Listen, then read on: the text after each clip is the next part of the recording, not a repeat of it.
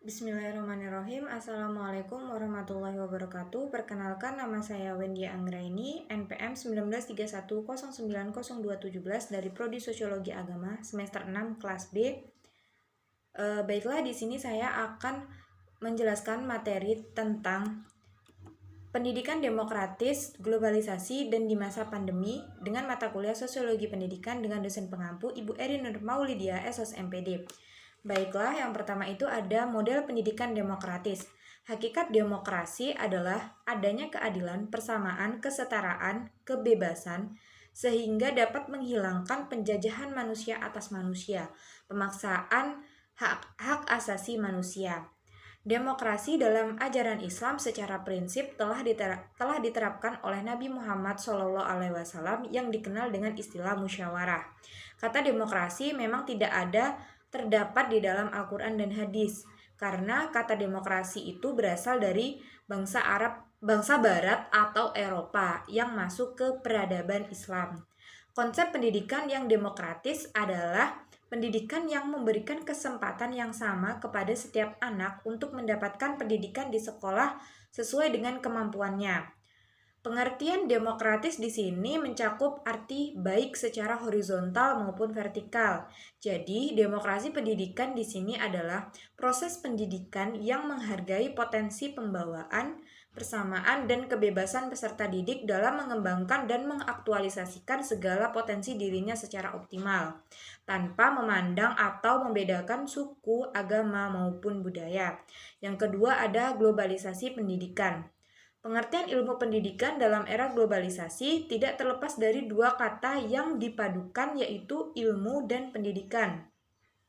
Dapat ditegaskan bahwa ilmu pendidikan dalam konteks era globalisasi adalah suatu kumpulan ilmu pengetahuan yang tersusun secara sistematis yang memiliki metode-metode tertentu yang ilmiah untuk menyelidiki, investigasi, serta merenungkan tentang gejala-gejala perbuatan, bantuan, atau didikan yang diberikan oleh orang dewasa kepada orang yang belum dewasa untuk mencapai kedewasaannya, dalam rangka untuk mempersiapkan generasi milenial guna mencapai hidup dan kehidupan yang lebih baik, agar bermakna bagi dirinya, masyarakat, bangsa, negara yang berdasarkan Pancasila dan Undang-Undang Dasar 1945. Pendidikan dapat diartikan sebagai suatu hasil peradaban bangsa yang dikembangkan atas dasar pandangan hidup bangsa Indonesia yang berdasarkan Pancasila, berupa nilai dan norma masyarakat yang berfungsi sebagai filsafat pendidikan atau sebagai cita-cita dan pernyataan tujuan pendidikan tujuan pendidikan, karena bagaimanapun peradaban suatu masyarakat di dalamnya berlangsung dan terjadi suatu proses pendidikan generasi milenial sebagai usaha manusia untuk melestarikan hidupnya. Dari beberapa pendapat para ahli, pendidikan merupakan segala bidang penghidupan dalam memilih dan membina hidup yang baik, yang sesuai dengan martabat manusia. Dengan demikian, pendidikan merupakan hal yang sangat penting dan tidak bisa lepas dari kehidupan. Menjadi bangsa yang maju tentu merupakan cita-cita yang ingin dicapai oleh setiap negara yang ada di dunia ini. Begitu pentingnya pendidikan sehingga suatu bangsa dapat diukur apakah bangsa itu maju atau mundur, karena setiap yang kita ketahui bahwa suatu pendidikan itu akan mencetak sumber daya manusia yang berkualitas baik dari segi spiritual, intelijensi, dan skill. Dan pendidikan merupakan proses mencetak generasi penerus bangsa. Apabila output dari proses pendidikan ini gagal, maka sulit dibayangkan bagaimana dapat mencapai kemajuan bangsa dan negara. Bila kita kilas balik ke belakang, pendidikan yang kita kenal sekarang ini sebenarnya merupakan adopsi dari berbagai model pendidikan yang ada di masa lalu. Informasi mengenai bagaimana model pendidikan di masa prasejarah masih belum dapat terrekonstruksi dengan sempurna. Namun, bisa diasumsikan bahwa media pembelajaran yang ada pada masa itu berkaitan dengan konteks sosial yang sederhana, terutama yang berkaitan dengan adaptasi terhadap lingkungan di kelompok sosialnya. Suatu bangsa yang ingin maju, pendidik harus dipandang sebagai sebuah kebutuhan, sama halnya dengan kebutuhan-kebutuhan yang lain. Maka, peningkatan mutu pendidikan juga sangat berpengaruh terhadap perkembangan suatu bangsa. Yang selanjutnya, yang C, ada pendidikan masa pandemi, masalah dan prospeknya. Adanya pandemi COVID-19 yang melanda dunia termasuk Indonesia berdampak pada berbagai aspek kehidupan, salah satunya yaitu pendidikan. Maka, lembaga pendidikan mengharuskan menjalankan proses kegiatan pembelajaran secara jarak jauh. Akibatnya, pendidik dituntut untuk mendesain pembelajaran dengan memanfaatkan media daring atau online. Hal ini sesuai dengan keputusan Menteri Pendidikan dan Kebudayaan Republik Indonesia terkait Surat Edaran Nomor 4 Tahun 2020 tentang pelaksanaan kebijakan pendidikan dalam masa darurat penyebaran COVID-19. Berbagai inisiatif yang dilakukan untuk memastikan kegiatan belajar agar bisa tetap berlangsung meskipun tidak adanya sesi tatap muka secara langsung. Teknologi lebih spesifiknya internet, ponsel pintar, dan laptop sekarang digunakan secara luas untuk mendukung pembelajaran secara jarak jauh. Pendidik dituntut kreatif dalam penyampaian materi melalui media pembelajaran daring. Dampaknya akan menimbulkan tekanan fisik maupun psikis mental. Maka dari itu, pemikiran yang positif, kreatif, dan inovatif itu dapat membantu mengatasi berbagai problematika dalam proses pembelajaran jarak jauh dengan menerapkan media pembelajaran daring yang menyenangkan sehingga bisa tercapainya pembelajaran yang tetap berkualitas. Untuk kelancaran dalam pembelajaran jarak jauh, guru tidak cukup hanya memiliki keterampilan teknologi, tetapi juga pengetahuan untuk menggunakan perangkat rekaman atau perangkat lunaknya seperti metode untuk menyampaikan pelajaran tanpa interaksi tatap muka, video pembelajaran yang menarik, dan sebagainya. Akibat dari pandemi COVID-19 ini menyebabkan diterapkannya berbagai kebijakan untuk memutuskan mata rantai penyebaran virus COVID-19 yang ada di Indonesia. Upaya yang dilakukan oleh pemerintah di Indonesia yaitu 1. Dengan menerapkan himbauan kepada masyarakat agar melakukan physical distancing. Yang kedua, pemerintah menerapkan kebijakan yaitu work from home atau WFH. Yang ketiga, dengan meliburkan sekolah dan mengganti proses kegiatan belajar mengajar itu dengan menggunakan sistem dalam jaringan atau daring. Dengan menggunakan pembelajaran secara daring ini, terkadang muncul berbagai masalah yang dihadapi oleh siswa dan guru. Misalnya seperti 1. Materi pelajaran yang belum selesai disampaikan oleh guru, kemudian guru bisa menggantikannya dengan tugas yang lain. Yang kedua, akses internet yang sering terkendala oleh sinyal yang menyebabkan lambatnya dalam mengakses informasi. Yang ketiga, penerapan pembelajaran online juga membuat tenaga pendidik itu berpikir kembali mengenai model dan metode pembelajaran yang akan digunakan. Adapun hikmah bagi pendidikan di Indonesia antara lain yang pertama itu ada siswa maupun guru dapat menguasai teknologi untuk menunjang pembelajaran secara online. Yang kedua, dengan adanya kebijakan work from home atau WFH, maka mampu untuk mempercepat mereka untuk mengetahui teknologi pembelajaran secara digital sebagai suatu kebutuhan bagi mereka. Yang ketiga, penggunaan teknologi dalam menyelesaikan tugas pada siswa juga dapat menimbulkan kreativitas di kalangan siswa dalam mengembangkan pengetahuan yang telah mereka miliki. Yang keempat, dengan metode pembelajaran yang bervariasi dari guru, mereka dapat menciptakan suatu produk pembelajaran yang kreatif yang dapat mengembangkan pemikiran mereka melalui analisis mereka itu sendiri tanpa keluar dari pokok bahasan materi yang telah disampaikan oleh guru. Yang kelima, pembelajaran yang dilakukan di rumah dapat membuat orang tua lebih mudah dalam memonitoring atau mengawasi terhadap perkembangan belajar anak itu secara langsung. Yang keenam, handphone atau gadget dapat dikontrol untuk kebutuhan belajar anak. Peran orang tua di sini sangat diperlukan dalam melakukan pengawasan terhadap penggunaan gadget.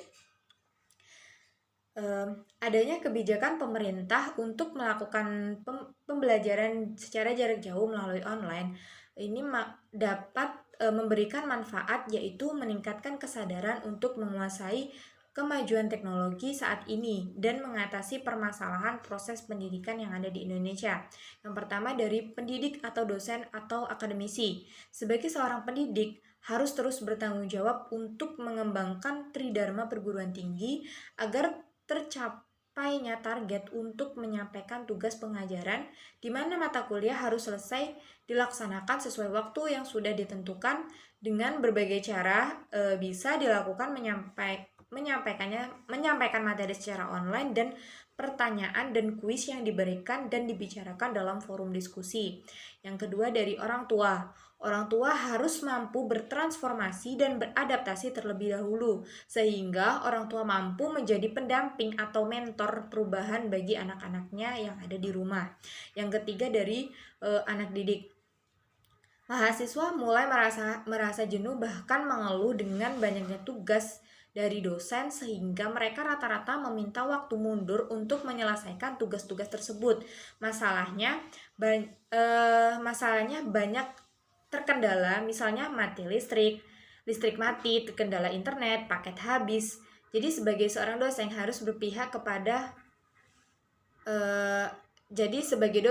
sering berpihak kepada kondisi sulit seperti ini, sehingga masyarakat kurang fokus juga karena di rumah sudah bosan dan sering bad time karena berjam-jam duduk di depan komputer atau handphonenya.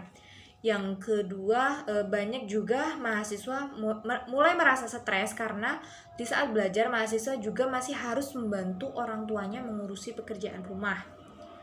Dalam kondisi proses pembelajaran jarak jauh saat ini belum dapat disebut ideal sebab masih terdapat berbagai hambatan yang dihadapi sejak tanggal 16 Maret 2020, Komisi Perlindungan Anak Indonesia menerima sekitar 213 pengaduan baik dari orang tua maupun siswa terkait pelaksanaan pembelajaran jarak jauh. Hambatan yang dihadapi dalam pelaksanaan proses pembelajaran jarak jauh antara lain berkaitan dengan kesiapan sumber daya manusia, kurang jelasnya arahan pemerintah daerah, belum adanya kurikulum yang tepat, dan keterbatasan sarana dan prasarana, khususnya dukungan teknologi dan jaringan internet. Kesiapan sumber daya manusia meliputi pendidik, peserta didik, dan dukungan orang tua, yang merupakan bagian terpenting dalam pelaksanaan proses pembelajaran secara jarak jauh. Menanggapi berbagai keluhan terkait kendala akses internet maupun aktivitas belajar yang memberatkan pendidik maupun peserta didik, Kemendikbud mengimbau untuk mewujudkan pendidikan bermakna yang tidak hanya fokus pada capaian aspek akademik atau kognitif saja. Secara lebih jelas, aturan mengenai proses belajar dari rumah diatur dalam Surat Edaran Mendikbud Nomor 4 Tahun 2020 tentang pelaksanaan kebijakan pendidikan dalam masa darurat penyebaran coronavirus disease COVID-19 atau COVID-19. Haris Iskandar selaku PLT Dirjen PAUD Dikdasmen Kemendikbud menjelaskan bahwa guru tidak harus terpaku pada pembelajaran daring dan pemberian tugas saja. Guru diharapkan kreatif dan inovatif dalam mengeksplor kegiatan belajar yang menyenangkan, terutama karena keterbatasan teknologi dan koneksi internet. Guru dalam konteks pendidikan mempunyai peranan yang besar dan strategis. Kenapa? Karena guru berada di barisan terdepan dalam pelaksanaan pendidikan. Di dalam hal meningkatkan pembelajaran jarak jauh, pemerintah mendukung dan memfasilitasi pelaksanaan pembelajaran daring secara lebih luas, bekerja sama dengan Kominfo dan provider layanan telekomunikasi. Berkat upaya tersebut, masyarakat dapat mengakses beragam konten belajar jarak jauh melalui berbagai platform seperti Rumah Belajar, Kelas Pintar, Kuiper Video, Ruang Guru, dan Zenius. Sebagai bentuk dukungan pemerintah untuk mendorong prioritas rumah belajar untuk dapat bekerja sama dengan lembaga penyiaran publik TVRI dan RRI agar sistem pembelajaran berbasis IT ini bisa dimanfaatkan saat kendala di jaringan internet. Sejak mulai ditayangkan LPP TVRI pada Senin 13 April 2020, banyak program belajar dari rumah yang bisa dimanfaatkan oleh peserta didik.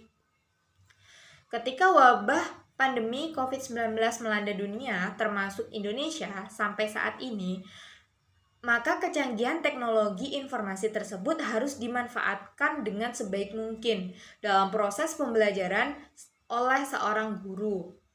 Dalam rangka meningkatkan kualitas PJJ secara keberlanjutan, beberapa hal penting yang harus diupayakan antara lain, sekolah harus mulai meningkatkan sarana dan prasarana pendukung pembelajaran daring seperti infrastruktur penguatan jaringan internet, Learning Management System atau LMS.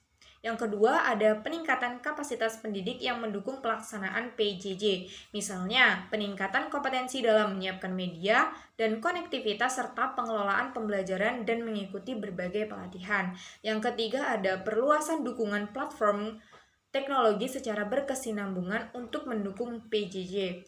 Dukungan berbagai platform teknologi untuk kegiatan pembelajaran diharapkan dapat terus berlanjut hingga setelah masa pandemi COVID-19 ini berakhir. Dengan adanya kemajuan teknologi informasi dan komunikasi saat ini dapat mengantarkan dunia maya menjadi nyata berada di hadapan kita. Dunia tidak lagi dibatasi oleh jarak, ruang, dan waktu. Dengan demikian, segala aktivitas akan lebih mudah dan cepat. Paradigma sistem pendidikan yang semula konvensional dengan mengandalkan tatap muka, maka dengan sentuhan teknologi informasi, khususnya dunia cyber, beralih menjadi sistem pendidikan jarak jauh yang tidak dibatasi oleh ruang, waktu, dan jarak. Sehingga hubungan antara pembelajar dan pengajar bisa dilakukan kapan saja dan di mana saja. Baiklah, terima kasih. Cukup itu saja yang dapat saya sampaikan. Kurang dan lebihnya saya mohon maaf. Terima kasih. Wassalamualaikum warahmatullahi wabarakatuh.